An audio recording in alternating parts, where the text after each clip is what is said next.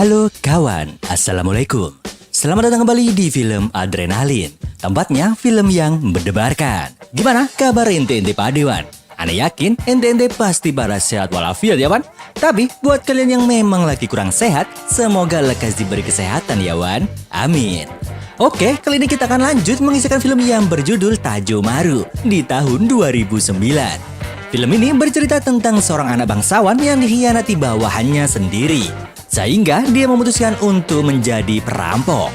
Oke Dewan, biar ente nggak bosen, langsung saja miringkan HP kamu, lemparkan kenangan bersama mantan, karena film Adrenalin dimulai.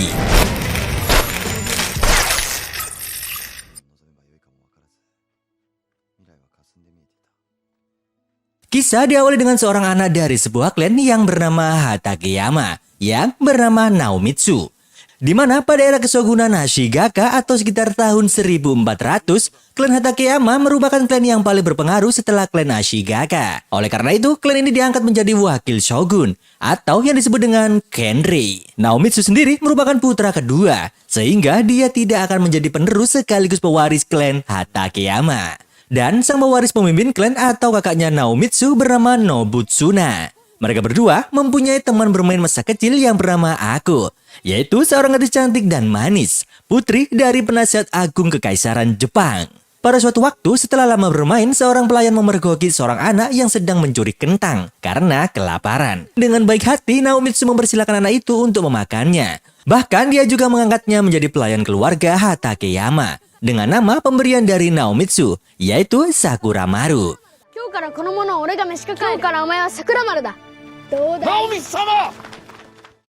Beberapa waktu kemudian, para bocil ini bermain menjadi Kanrei. Terlihatlah wajah imut Ako yang sangat menyukai Naomitsu, karena selain ganteng, dia juga baik hati. Lalu tiba-tiba ada pemberitahuan bahwa Shogun mengadakan kunjungan, di mana saat itu semuanya keluar untuk menyambutnya dan meninggalkan Sakuramaru sendirian.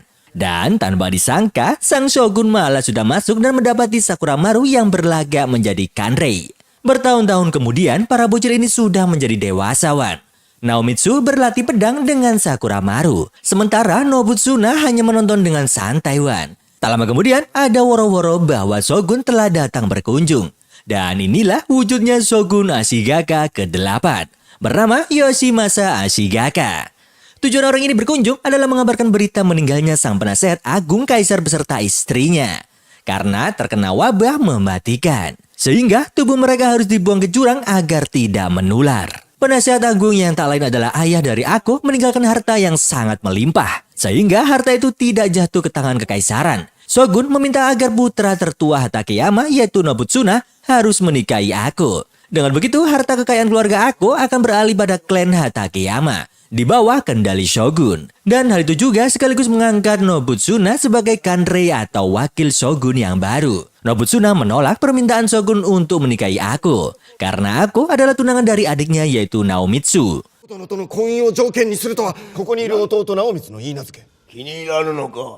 Shogun yang cukup kecewa dengan keputusan Nobutsuna mengancam akan memberikan jabatan Kanrei saat ini kepada klan Hosokawa. Informasi tambahan Wan, pada era kekuasaan kesogunan Ashigaka, jabatan Kanrei silih berganti dijabat oleh 3 klan, yaitu Hosokawa, Shiba, dan Hatakeyama. Akhirnya untuk menyenangkan Shogun, Naomitsu berjanji akan berunding dulu terkait pernikahan ini. Setelah itu, di saat Shogun hendak pergi, dia malah tertarik dengan keimbutan Sakuramaru.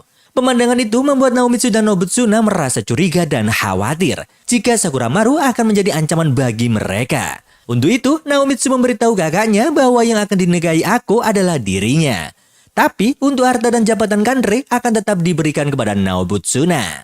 Ternyata Nobutsuna yang pada dasarnya sangat menginginkan harta keluarga Ako, mencurigai adiknya juga berambisi untuk menguasai harta tersebut. Akan tetapi, Naomitsu meyakinkan sang kakak bahwa dia berjanji hanya akan menikahi Ako tanpa mengambil harta kekayaannya.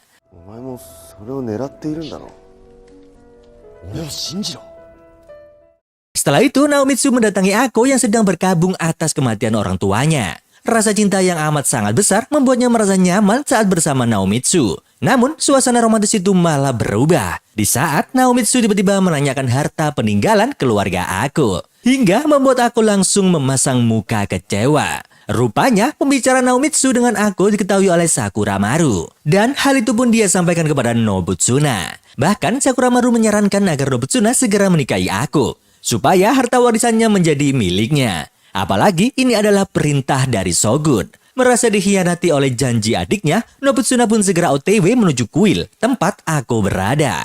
Di saat aku masih dalam suasana berkabung, dia dikejutkan dengan kedatangan Nobutsuna yang secara tiba-tiba. Nobutsuna langsung meminta aku untuk berbuat yang tidak-tidak dengannya, dengan tujuan menikahinya dan mengambil harta warisannya.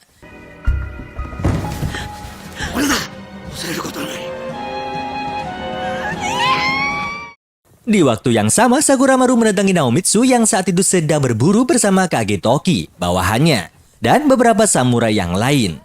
Dia ngasih kabar bahwa saat ini aku sedang dimantap-mantap oleh Nobutsuna. Mendengar hal itu, Naomitsu langsung meluncur menuju kuil tempat semedi si aku. Sesamanya di sana, Naomitsu langsung menuju ke tempat aku dan betapa terkejutnya dia melihat aku yang sudah lemesuan. Akhirnya, dengan penuh percaya diri, Naomitsu mengajak aku untuk ikut bersamanya. Meskipun aku sudah mengingatkan bahwa Nobutsuna tak akan segan-segan menghabisi mereka berdua. Rasa cinta monyet Naomitsu membuat dia tak bisa berpikir apapun lagi, selain pergi dengan kekasih hatinya. Meskipun harus meregang nyawa di tangan kakaknya sendiri. Bersama beberapa pelayan setianya termasuk Kagetoki, Naomitsu mengarungi perjalanan tanpa tujuan. Yang penting keluar dulu dari wilayah klan Hatakeyama.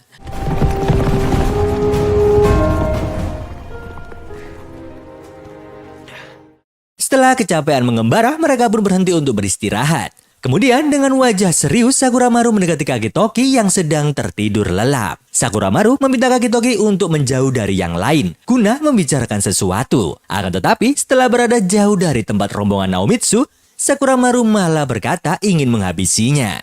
Merasa itu hanyalah candaan, Kagetoki seperti tenang-tenang saja, Wan. Hingga tiba-tiba Sakuramaru menebas Kagetoki hingga koit.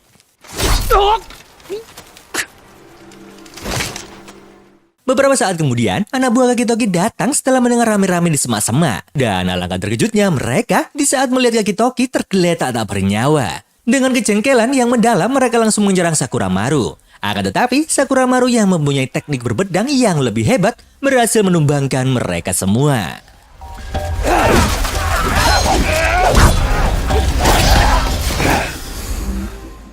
Sementara itu, di tempat istirahat, Naomitsu dan aku yang baru bangun merasa heran dengan keadaan yang sepi. Di tengah kebingungan, mereka terus berjalan menyusuri hutan, hingga sampailah mereka di tepi sungai tempat pertarungan anak buahnya.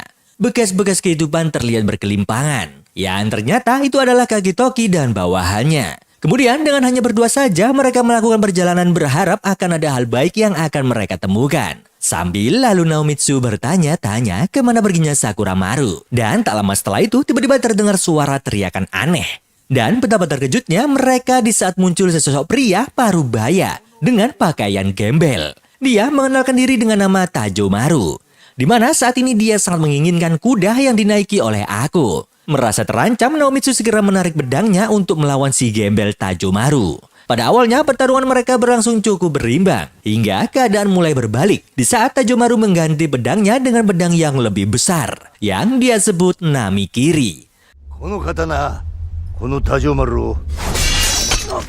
Tanpa belas kasih, Tajomaru menyerang Naomitsu hingga tergeletak nggak berdaya. Melihat Naomitsu seperti itu, aku pun tak tinggal diam dan mencoba untuk melawan. Akan tetapi, yang terjadi adalah si aku malah menjadi sasaran empuk keris Tajomaru yang sudah lama tak diasah.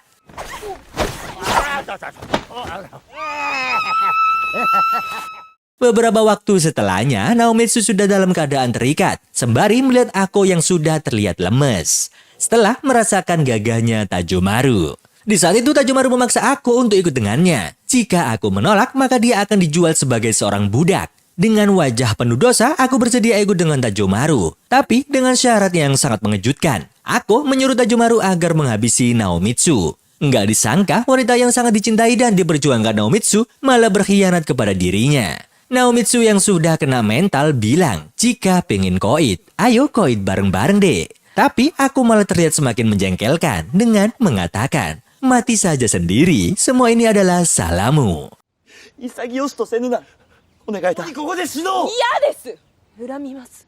Melihat percekcokan konyol itu membuat Tajomaru tertawa geli. Hingga dia menghampiri Naomitsu seraya menawarkan untuk menghabisi cewek model kayak gitu. Nah, aku yang menemukan sebuah peluang malah langsung memanfaatkannya untuk segera melarikan diri. merasa iba dengan Naomitsu, Tajomaru memutuskan untuk melepaskan ikatannya. Namun yang terjadi malah di luar dugaan. Naomitsu mengambil pisau kecil dan langsung menghabisi Tajomaru.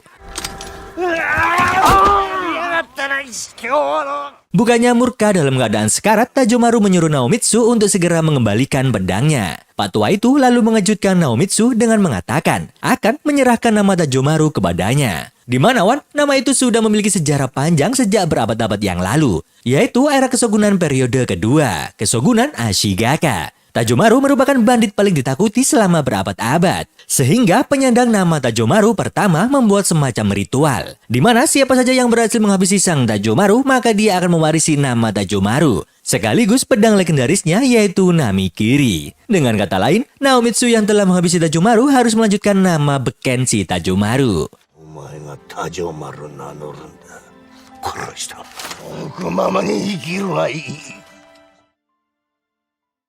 Malam harinya, Sakuramaru yang sudah menewaskan kakek Toki dan anak buahnya seakan tanpa dosa juga menemui Nobutsuna, yang saat ini menjabat sebagai wakil shogun atau kanrei. Seperti sebelumnya, Sakuramaru langsung saja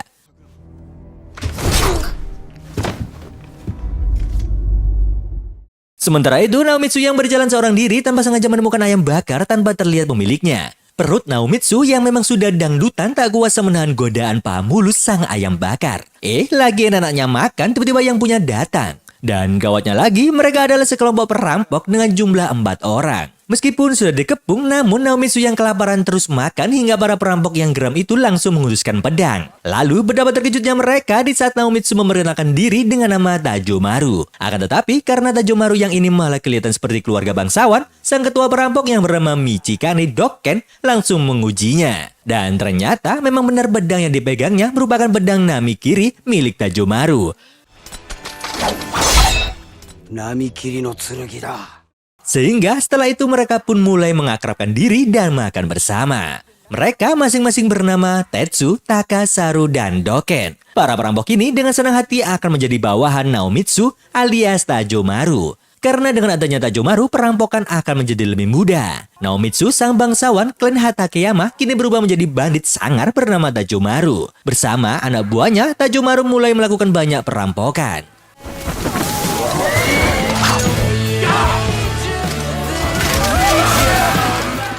Para pelintas jalan menjadi makanan ringan bagi mereka. Namun meskipun dikenal menakutkan, Tajomaru melarang anak buahnya untuk menghabisi korbannya. Terbukti saat mereka mendapatkan tawanan seorang gadis manis, Tajomaru tidak menyentuhnya sama sekali. Pada suatu malam, saat Tajomaru sedang bersantui dengan anak buahnya, Dokken memberikan kabar bahwa wakil shogun atau kanrei saat ini cepat sekali diganti. Di mana sebelumnya kanrei dijabat oleh bangsawan klan Hatakeyama yang bernama Nobutsuna. Kini malah diganti oleh adiknya yaitu Naomitsu setelah Nobutsuna dikabarkan meninggal. Betapa terkejutnya Tajomaru mendengar nama Naomitsu yang adalah nama aslinya. Geram mendengar informasi itu, Tajomaru alias Naomitsu asli, akhirnya dia pun OTW menuju kediaman Hatakeyama seorang diri. Sesamanya di sana, dengan pede Naomitsu menyuruh prajurit untuk membuka gerbang. Namun yang terjadi malah di luar Nurwan. Siapa sangka Tajomaru akan dipenjara di kediamannya sendiri.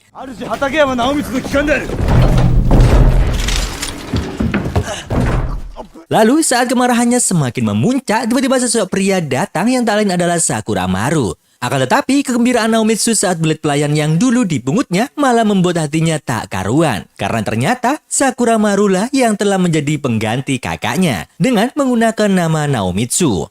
Bahkan lebih ngerasnya lagi Wan, Sakuramaru memanggil seorang wanita yang disebut sebagai istrinya. Yang itu adalah aku. Betapa terkejutnya Tajomaru melihat aku kekasih hatinya yang sekarang malah menjadi istri Sakuramaru. Tajomaru marah sekaligus merasa terhina gak karu-karuan Wan. Dan yang lebih menyakitkannya lagi, aku malah mengaku tak mengenal Naomitsu. Tapi dibalik itu semua kayaknya ada sesuatu yang tersembunyi dari pancaran mata aku. Ternyata Wan, aku selalu dituntut untuk mengatakan tempat emas peninggalan keluarganya disimpan.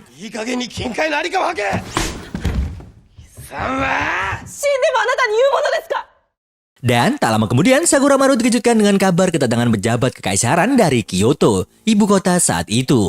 Setelah ditemui, pejabat itu ternyata telah menangkap Dokken. Dan dari dialah sang pejabat mendapat kabar bahwa seorang bandit paling mengerikan bernama Tajomaru berada di kediaman Hatakeyama. Di saat si pejabat menanyakan nama Sakuramaru, Sakuramaru menjawab bahwa namanya adalah Naomitsu Hatakeyama. Bersama dengan itu, aku tiba-tiba muncul dan langsung mengatakan bahwa dia bukanlah Naomitsu, karena yang asli ada di dalam penjara.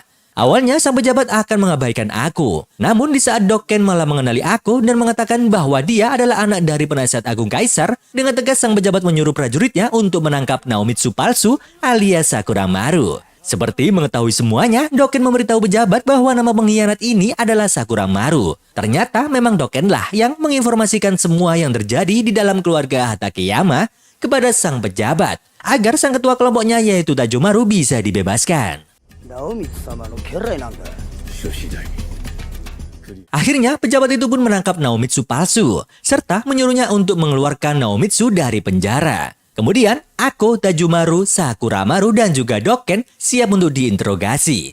Tanpa diduga, Ako ternyata mengakui bahwa Tajomaru adalah Naomitsu yang asli. Dari raut wajahnya, aku terlihat masih sangat mencintai Naomitsu. Namun sebaliknya, jawaban Naomitsu ternyata tidak seperti yang diharapkan oleh aku. Dia tidak mau mengakui bahwa dia adalah Naomitsu. Malah dia lebih bangga menjadi seorang bandit yang bernama Tajomaru. Hal itu ternyata karena Naomitsu merasa sakit hati kepada aku. Bahkan bukan hanya saat di penjara, melainkan sebelum itu, yaitu di saat aku dienak-enak oleh si tua Tajomaru sebelumnya. Lebih parah lagi, di saat itu aku malah menyuruh Tajomaru untuk menghabisi Naomitsu.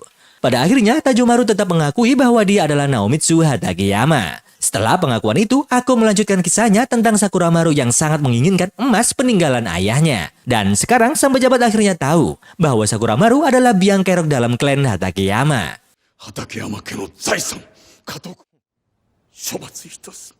Namun di saat Sakuramaru terancam dihukum, tiba-tiba Shogun datang tanpa diduga. Senyum iblis mulai menghiasi wajah Sakuramaru. Kedatangan Shogun ternyata karena ada salah seorang samurai yang bernama Yamada yang menginformasikan atas kejadian ini. Semua orang takut kepada Shogun. Bahkan pejabat kekaisaran pun tunduk kepadanya. Sakuramaru yang memang dari awal sudah disukai oleh Shogun merasa tenang dengan kehadirannya. Melihat keberpihakan Shogun kepada Sakuramaru membuat Naomitsu terguncang. Karena Naomitsu yang baik hati sangat menghormati Shogun, juga menyayangi Sakuramaru, serta sangat mencintai aku.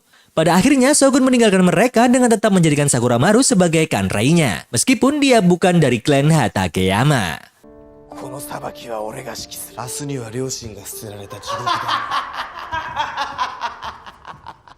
Dengan sangat sombongnya, Sakuramaru akan segera mengeksekusi Naomitsu. Dan jika aku tetap tidak memberitahu keberadaan emas keluarganya, maka dia juga akan dieksekusi olehnya. Tadi diduga, Doken membeberkan sebuah fakta mencengangkan kepada Naomitsu. Tempo hari lalu, Doken yang awalnya ingin mencuri barang-barang Naomitsu dan kelompoknya tanpa sengaja menyaksikan kejadian sesaat setelah Naomitsu nggak sadarkan diri. Di mana Tajomaru sebenarnya tidak sampai memperkosa aku, karena aku mengancam akan menghabisi dirinya. Dan hal itu dia lakukan tak lain karena cintanya yang amat sangat dalam kepada Naomitsu. Melihat kesungguhan aku, Tajomaru merasa iba. Bahkan dia dengan serius mendengarkan setiap kisah dari aku. Naomitsu-samaをしているのに、お前を犯していません。いくら愛していても。Nah, dari apa yang Doken ceritakan akhirnya membuat Naomitsu tahu yang sebenarnya, bahwa aku sangat mencintainya. Dan dia merasa sangat menyesal telah mengatakan hal buruk sebelumnya kepada aku. Semua yang aku lakukan termasuk bersandiwara menjadi istri Sakuramaru semuanya hanya demi Naomitsu. Dari sini diketahui juga bahwa ternyata Doken memang dari awal sudah tahu jika Naomitsu adalah bangsawan klan Hatakeyama. Tak lama kemudian Doken memanggil komplotannya dan tak lupa mereka juga sudah membawa pedang Namikiri Tajomaru. Akhirnya Naomitsu pun segera bergegas menyusul aku yang telah dibawa lebih dulu oleh Sakuramaru. Di mana saat ini mereka telah sampai di tepi jurang. Namun sebelum mengeksekusi aku, Sakuramaru terlebih dahulu memberitahu aku bahwa dialah yang telah menghabisi Kagetoki dan Nobutsuna agar bisa menjadi kanrei. Karena kelamaan bercerita, akhirnya Naomitsu pun datang dengan kemarahan yang memuncak. Aku yang tak kuasa menahan amarah sekaligus perasaan yang campur aduk memutuskan untuk melompat ke jurang. Tak ingin meninggalkan kekasihnya, Naomitsu juga ikut melompat. Nah, di dalam jurang, aku ternyata masih hidup. Tapi dengan kondisi yang terluka. Naomitsu yang berusaha mengajaknya kembali malah disuruh untuk segera menghabisinya. Karena nggak ada harapan lagi untuk bisa bersama aku.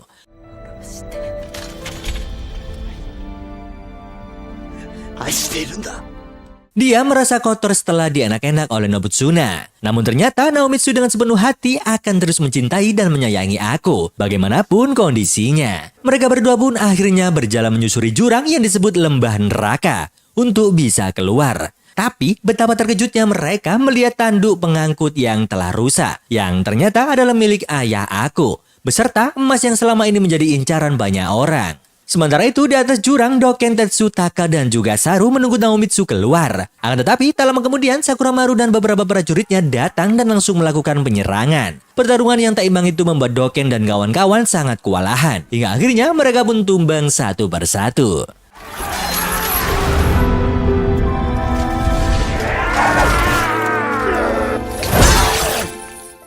Di sisi lain, Naomitsu dan Ako menemukan sebuah rantai yang menjuntai dari atas, sehingga mereka pun segera memanfaatkannya untuk naik.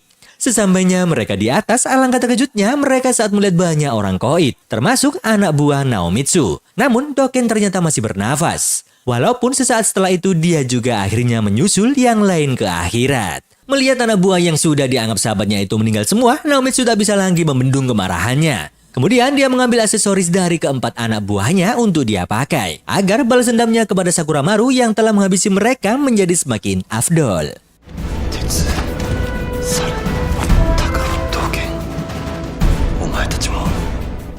Naomitsu dan Ako akhirnya sampai di kediamannya sendiri, yang kini telah diambil alih oleh Sakuramaru. Para prajurit pun menjadi bingung dengan apa yang akan mereka lakukan, karena mereka sekarang sadar bahwa mereka adalah pelayan klan Hatakeyama. Namun di sisi lain mereka juga harus mengikuti perintah Sakuramaru sesuai dengan apa yang Shogun perintahkan. Akhirnya mereka terdiam dan hanya akan menyaksikan bagaimana Naomitsu sang pewaris asli Hatakeyama akan melawan bangsawan cangkoan yaitu Sakuramaru. Sakuramaru dan Naomitsu yang dulu sering berlatih bersama kini saling berhadapan dan beradu kanuragan. Dan pada akhirnya Sakuramaru terkapar setelah menerima sabetan keras dari pedang Namikiri Tajomaru.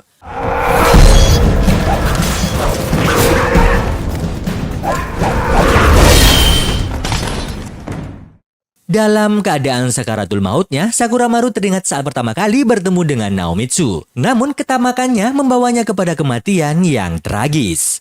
Di akhir kisah, Naomitsu tidak ingin lagi tinggal di kediaman Hatakeyama. Dia lebih memilih hidup bebas dengan aku, dengan menyandang nama Tajomaru. Sementara klan Hatakeyama diserahkan kepada kepala samurai pengganti Kagetoki, yaitu Yamada. Naomitsu menyerahkan sepenuhnya klan ini kepadanya. Entah mau dijadikan klan lain atau dibuat onde-onde terserah Yamada. Karena film sudah tamat. Yamada! Hatakeyama no namae da to tatsha de kurase. Hadoan. Film yang penuh dengan drama kehidupan zaman Jurassic kalau zaman sekarang pastinya pertengkaran menantu dan mertua. Atau santet-santetan antar antum dan tetangga ya Wan. Ya udah Dewan, akhir kata kuda putih milik tetangga. Maman mau berlatih dan sampai jumpa.